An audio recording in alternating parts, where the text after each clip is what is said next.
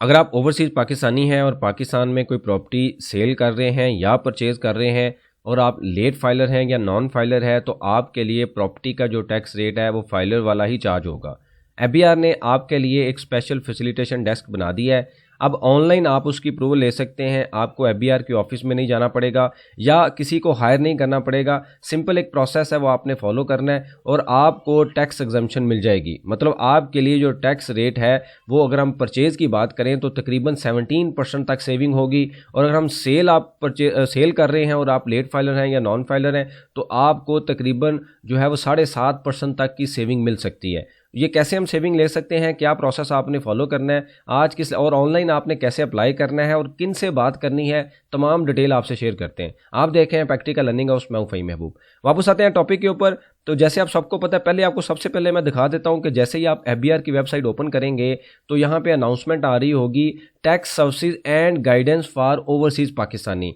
इसको समझने के लिए सबसे पहले हम ये समझते हैं कि ट्रांजैक्शन या प्रॉपर्टी के टाइम पे कौन कौन से आपने टैक्सेस देने होते हैं। तो ये टैक्स मैंने एक टेबल बनाया हुआ है जो कि ऑनलाइन भी अवेलेबल है, कि जब आप कोई प्रॉपर्टी परचेज करते हैं तो उस टाइम पे आपने टैक्स देना होता है। 236K का टैक्स होता है। अगर प्रॉपर्टी की वैल्यू 5 करोड़ से कम है तो आप अगर फाइलर हैं तो 1.5% है, लेट फाइलर हैं तो 4.5 है, नॉन फाइलर है तो 10.5 है। प्रॉपर्टी की वैल्यू अगर 5 करोड़ से 10 करोड़ के दरमियान है तो आपने 2% देना है टैक्स, फाइलर ने 5.5% देना है, लेट फाइलर ने 14.5% देना है, नॉन फाइलर ने। प्रॉपर्टी की वैल्यू अगर 10 करोड़ से ज़्यादा है तो 2.5% फाइलर है, 6.5 है और 18.5% नॉन फाइलर ने देना है। ये वो टैक्स है जो आपकी फाइलिंग का स्टेटस है उसके मुताबिक आपने देना है। उसके बाद होता है सेल के टाइम पे आपने टैक्स देना होता है 236K का टैक्स, जिसमें 5 करोड़ से कम की अगर प्रॉपर्टी है 4.5% आप देंगे।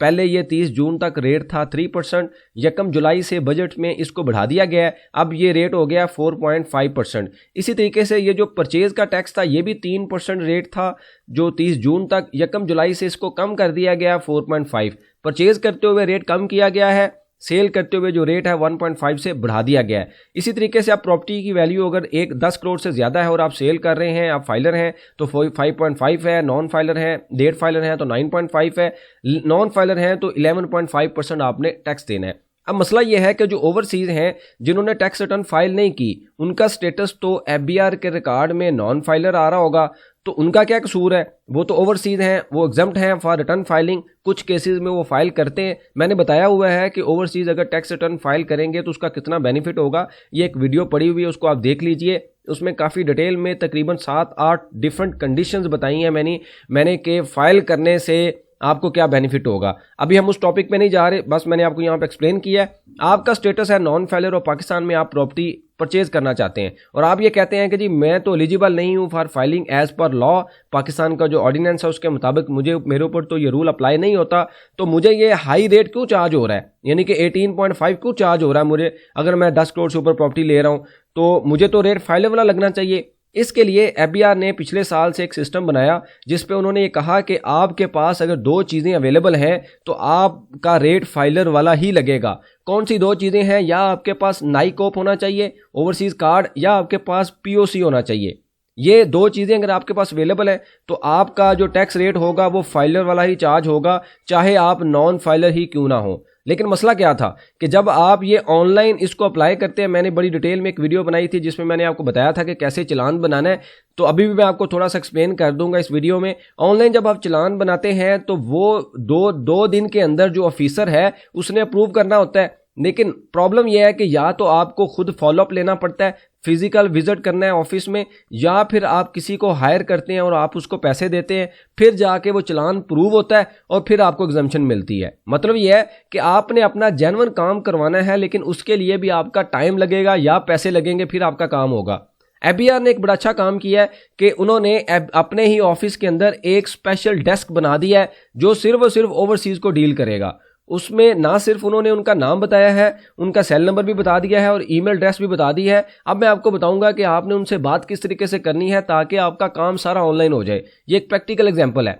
यहाँ पे जब आप एफबीआर की वेबसाइट पे आएंगे, सबसे पहले आके आपने ये टैक्स सर्विसेज एंड गाइडेंस, ये पहली ही न्यूज़ आ रही होगी इसके ऊपर आपने क्लिक करना है। हो सकता है कि अगर आप इसको थोड़ा लेट देखें तो ये न्यूज़ यहाँ से निकल जाए, लेकिन आपने गूगल पे लिख देना है tax services and guidance for overseas, तो आपको वो इसी लिंक पे ले जाएगा, क्योंकि कुछ देर के बाद नई अनाउंसमेंट आ जाती है, पुरानी न्यूज़ यहाँ से खत्म हो जाती है, लेकिन वो अवेलेबल रहती है। जैसे ही आप यहाँ पे क्लिक करेंगे तो 3 तरह की आपके पास ऑप्शन आ जाएंगी। तो पहला ऑप्शन क्या आता है, create PSID under section 236C and K। जैसे मैंने आपको पहले बताया है कि सेल और परचेज करते हुए हमने टैक्स देना है। परचेज करते हुए 236K आप देंगे, सेल करते हुए आपने टैक्स देना है 236C का।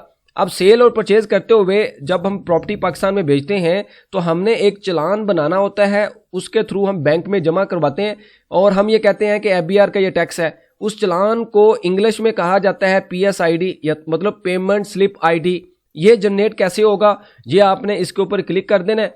जैसे ही आप क्लिक करेंगे ये आप फॉर्म आपके सामने अवेलेबल होगा। यहाँ पे ऊपर वाली जगह पे आपने लिख देना है, यहाँ पे अगर आप देखें particulars of registering transferring authority के, फॉर एग्जांपल बहरिया की प्रॉपर्टी है, DHA की है या लोकल किसी बॉडी की है, उसका NTN आप यहाँ पे मेंशन करेंगे। उसके बाद आप लिखेंगे, यहाँ पे सिलेक्ट करेंगे केयरफुली कि सेल कर रहे हैं या परचेज कर रहे हैं। तो आप ये कहेंगे जी मैं क्या कर रहा हूँ, सेल कर रहा हूँ, तो यहाँ पे उनका ऑटो नाम आ जाएगा जब आप NTN लिखेंगे। उसके बाद क्या आता है, पार्टिकुलर्स ऑफ सेलर, जो बेच रहा है उसके क्या पार्टिकुलर्स हैं। तो यहाँ पे आप क्या करेंगे, उसका स्टेटस पे क्लिक करेंगे। आप ये कहेंगे नॉन रेजिडेंट, और रजिस्ट्रेशन टाइप पे आपके पास क्या डॉक्यूमेंट अवेलेबल है, नाइकोप है, POC है, अब यहाँ पे लिख देंगे। रजिस्ट्रेशन नंबर वो ऑटो उठाएगा। उसके बाद आपने ये, अभी मैं नहीं लिख रहा, जो रजिस्ट्रेशन नंबर आप लिखेंगे उसके बाद आप यहाँ पे इसको मेंशन करें, आपका नाम ऑटो आ जाएगा। ये फिल करने के बाद आप आ जाएंगे पार्टिकुलर्स ऑफ बायर, मतलब आप प्रॉपर्टी बेच रहे हैं तो जो प्रॉपर्टी परचेज कर रहा है पाकिस्तानी बंदा है, उसकी डिटेल भी आपने मेंशन करनी है।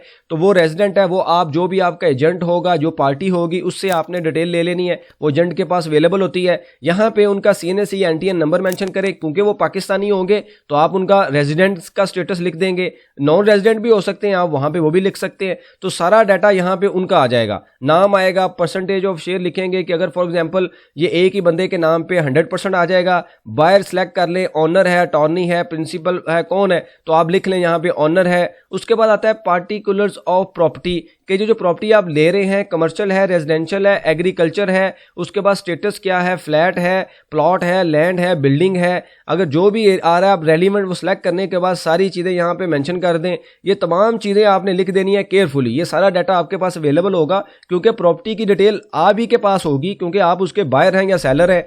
फिर आता है वैल्यू ऑफ द प्रॉपर्टी। ये जो वैल्यू है ये आपको बताएगा जो आपका एजेंट है कि जिस एरिया की प्रॉपर्टी है वहां पे FBR रेट क्या है या DC रेट क्या है, जो इन वैल्यू के ऊपर हमने प्रॉपर्टी का जो टैक्स पे करना होता है। फॉर एग्जांपल जो अगर हम बात करें DHA है तो वहां पे हम ये कहते हैं कि 1.5 मिलियन पर मरला वहां पे FBR रेट है। तो आप अगर 10 मरले का प्लॉट बेच रहे हैं तो आप 10 को मल्टीप्लाई कर देंगे पर मरले के साथ, तो आपकी वैल्यू आ जाएगी। उस वैल्यू को आपने यहाँ पे मेंशन कर देना कि टोटल प्रॉपर्टी की वैल्यू ये है, आपका शेयर कितना, सारा 100% है 100% लिख दें। अगर आपका जो है वो 50% है, 2 ऑनर हैं तो 2 का लिख दें। सेपरेट बनाना पड़ेगा चालान 50% का। यहाँ पे विदहोल्डिंग टैक्स रेट वो ऑटो उठा लेगा, विदहोल्डिंग की अमाउंट भी ऑटो उठा लेगा, टोटल टैक्स पेड ये भी ऑटो उठा लेगा। ये आपने केयरफुली आपने उनसे डिस्कस करना है, जो आपका एजेंट है वो आपको बताएगा। ये नेक्स्ट पे जाने से पहले आपने यहाँ पे एलिजिबल पे क्लिक कर देना है कि आप इस चीज़ के एलिजिबल है। वो आपको साथ ही ये कहेगा कि ये जो PSID क्रिएट होगा ये आर्जी या टेम्परेरी क्रिएट होगा। मैं आपको बताता हूँ कि इसने क्यों लिखा है। वो ये कहता है कि जी क्योंकि नाइकोप और POC का जो डाटा है मैंने अभी वेरीफाई नहीं किया, तो ये जो PSID बनेगा ये टेम्परेरी बनेगा और ये बनाने के बाद चला जाएगा कमिश्नर के पास, जो रेलिवेंट कमिश्नर होगा, जहां का आपका ID कार्ड का एड्रेस होगा उस इलाके के कमिश्नर के पास चला जाएगा। फॉर एग्जांपल आप इस्लामाबाद का आपका एड्रेस है तो इस्लामाबाद के टैक्स ऑफिस के कमिश्नर के पास लॉगिन में चला जाएगा। वो इसको वेरीफाई करेगा कि ये जो नाइकोप है जो ये बता रहे हैं ये बिल्कुल ठीक है, ओके है, वो अप्रूवल देगा। फिर आपको एक ईमेल आएगी, वो जो PSID होगा वो आपका ओके होगा, वो आप जमा करवा सकेंगे। यही बात उसने यहाँ पे की है, the PSID shall be payable after due approval from the concern tax officer. मतलब आप अभी नहीं पे कर सकते जब तक अप्रूवल नहीं आएगी, अभी तो आप प्रोसेस फॉलो कर रहे हैं। अब आता है अटैचमेंट। अटैचमेंट में आप क्या करेंगे, POC और नाइकोप की जो कॉपी है स्कैन करके चूज करें। ये सब कुछ करने के बाद केयरफुली डाटा दोबारा देखना है, उसके बाद आपने क्या करना है, सेव कर देना है। जैसे ही आप सेव करेंगे एक डॉक्यूमेंट आपके सामने जनरेट हो जाएगा, उसको बोलते हैं PSID। जैसे पीछे मैंने आपको दिखाया कि वहां पे लिखा हुआ था, वही सेम लिखा होगा, उसको हम बोलते हैं PSID। वो PSID आपने अपने पास संभाल के रख लेना है, कहीं नोट कर लेना है। मैंने वैसे इस टॉपिक के ऊपर ऑलरेडी एक बड़ी डिटेल में वीडियो बनाई हुई है, उसको आप देख लीजिएगा। थोड़ी सी वो लेंथी वीडियो, लेकिन मैंने एक्सप्लेन किया हुआ है। यहाँ पे चूंकि हमारा टॉपिक डिफरेंट है, इस वजह से मैंने यहाँ पे थोड़ा क्विकली इसको एक्सप्लेन किया है, लेकिन बनाने का प्रोसेस ये आप खुद बना सकते हैं, इतना कोई रॉकेट साइंस नहीं है। ये सारा काम करने के बाद होता क्या था कि जब वो PSID बनता था, उसके बाद जैसे फॉर एग्जांपल आपने बड़ी मेहनत करके सारी चीज़ें खुद बना ली और ये PSID चला जाता था जो रेलिवेंट आपका FBR ऑफिस है ना, उनके कमिश्नर के पास, वहां पे जाके पड़ा रहता था। क्योंकि आपको फॉलोअप लेना है, गवर्नमेंट ऑफिस में आपको पता ऑटो काम तो होते नहीं है, तो या तो आप क्या करेंगे, सेल्फ विजिट, पाकिस्तान में है तो खुद विजिट करते हैं, जाके बताते हैं कि भाई मैंने जो है वो 4 दिन पहले 2 दिन पहले एप्लीकेशन फाइल की थी, मुझे अप्रूवल नहीं मिली, ये मेरा नई कोप है। तो वो आपको कहते हैं ठीक है, हम चेक करके कर देते हैं और काम आपका कर देते हैं, 1 से 2 दिन में काम हो जाता है। अगर जो FBR ने डॉक्यूमेंट इशू किया है वहां पे उसने कहा है 2 वर्किंग डेज में ऑफिसर काम करेगा, लेकिन होता नहीं है, ऐसे काम ही होता है। उसके बाद अगला प्रोसेस क्या होता है, या आप किसी को हायर करते हैं और उनको पैसे देते हैं तो आपका काम जो है वो करवाते हैं, और चूंकि ये आपका काम वो करवा रहे हैं तो जारी बात है विजिट करेंगे, उनके कंसल्टेंसी चार्जेस भी होते हैं। अब ये एक प्रोसेस था जिसमें टाइम भी लग जाता था, सम टाइम जल्दी होता है, सम टाइम टाइम लग जाता है, लेकिन नॉर्मली हमने देखा है 1 से 2 दिन में ये काम हो जाता है। क्योंकि प्रॉपर्टी सेल और परचेज करते हुए सबके पास टाइम कम होता है, फौरी काम होने चाहिए ताकि आप टैक्स पे करवाएं या प्रॉपर्टी बेचें या परचेज करें और फौरी आप बाहर चले जाएं। क्योंकि नॉर्मली हमने देखा है कम दिनों के लिए लोग आते हैं, छुट्टी आते हैं, तो अगर इस तरह के सारे मामले में घुस जाएंगे तो वो तो काम नहीं होगा। अब इस सारे चीज़ को FBR ने थोड़ा सा रिफाइन किया है। उसने ये कहा है कि भाई मैं आपको ऑनलाइन डेस्क देता हूं। जैसे ही आपने यहाँ पे क्लिक किया ना, ये जो टैक्स सर्विसेज वाला, तो यहाँ पे 3 ऑप्शन आई थी। पहली ऑप्शन मैंने आपको दिखा दी, दूसरी ऑप्शन पे आप क्लिक करेंगे तो आपको प्रॉपर गाइड करता है, पूरा एक आर्टिकल है जो मैंने आपको अभी बताया है लेक्चर में, आप इसको पढ़ लीजिएगा। सिंपल लैंग्वेज में मैंने आपको बता दिया है, लेकिन सारी चीज़ें यहाँ पे लिखी हुई हैं, आपने इसको फॉलो करना है। तीसरे नंबर पे बड़ा इंपॉर्टेंट है, यहाँ पे आता है स्पेशल फैसिलिटेशन डेस्क। जैसे ही आप क्लिक करेंगे तो आपके सामने इस तरीके का एक फॉर्म ओपन हो जाएगा। मैंने यहाँ पे हाइड किया है, आप वहाँ पे देख लीजिएगा, नंबर भी आ रहा होगा, ईमेल भी आ रहा होगा। मतलब आपने यहाँ पे क्लिक करना है तो डिटेल आ जाएगी, जैसे पे देख लीजिएगा। जैसे ही आप क्लिक करेंगे तो आपके सामने वो विंडो नहीं ओपन हो जाएगी। मैं यहाँ पे हाइड कर रहा हूँ, उसकी रीज़न ये है कि कॉपीराइट का इशू आता है, मोबाइल का और ईमेल पब्लिकली किसी का हम अनाउंस नहीं कर सकते, जो कि इनकी पॉलिसी है यूट्यूब की। तो यहाँ पे आप देखें तो यहाँ पे लिखा हुआ है RTO इस्लामाबाद है, यहाँ पे इनका ये नाम है, ये असिस्टेंट कमिश्नर है मिस्टर वकास अमीन है, अपल क्लर्क है, और ये इनलैंड रेवेन्यू ऑफिसर हैं लाहौर में, ये जो है असिस्टेंट कमिश्नर है। आपने जब PSID बनाना है तो आपने अपने ID कार्ड के एड्रेस के मुताबिक फौरी तौर पे जाके इस RTO के, फॉर एग्जांपल आपका इस्लामाबाद का एड्रेस है तो आपका इस्लामाबाद ऑफिस में गया है, आपने इनको जनाब फ़ोन करना शुरू कर देना है, इनको ईमेल कर देनी है, फॉलोअप रखना है कि जी मैंने कल जाना है, मेरा आज ये काम करें, प्रेशर बिल्ड करें,